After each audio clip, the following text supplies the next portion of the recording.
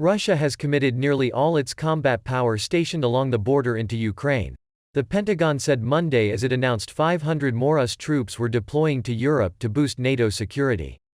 With President Vladimir Putin intensifying operations, the U.S. Defense Department also warned that Russian strikes on civilians were mounting and that Moscow was seeking to recruit foreign fighters, notably Syrians, for the war.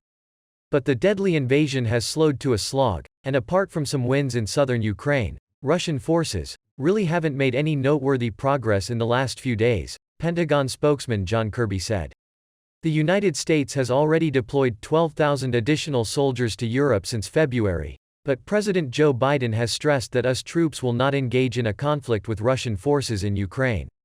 Over the weekend, Secretary of Defense Lloyd Austin ordered roughly 500 additional military personnel to locations in Europe, particularly NATO's eastern flank, to augment U.S. forces that are already in theater, Kirby told reporters.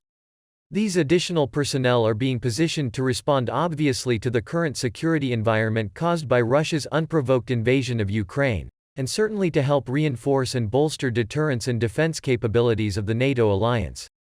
Kirby said the Defense Department has assessed that of the Russian forces built up along the border, estimated by Western nations at over 150,000 troops, Putin has got nearly all the mass combat power that he had assembled inside Ukraine. With Ukrainians trying to hold the assault at bay, Russia has engaged in more long-range attacks, a mix of bombardments, rocket launches, artillery strikes and more than 625 missiles, to make up for their lack of movement on the ground, the Pentagon said.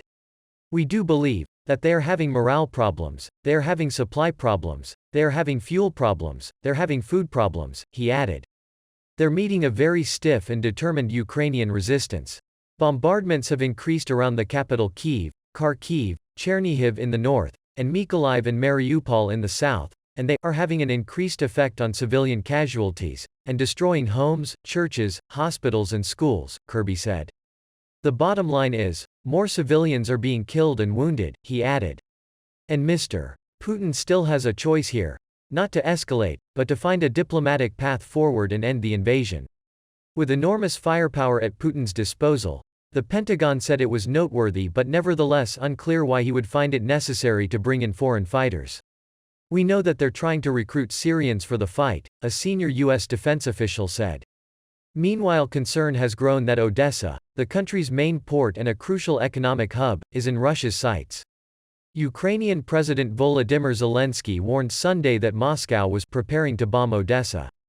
But the U.S. official said the Pentagon has not seen any evidence of a movement on Odessa yet.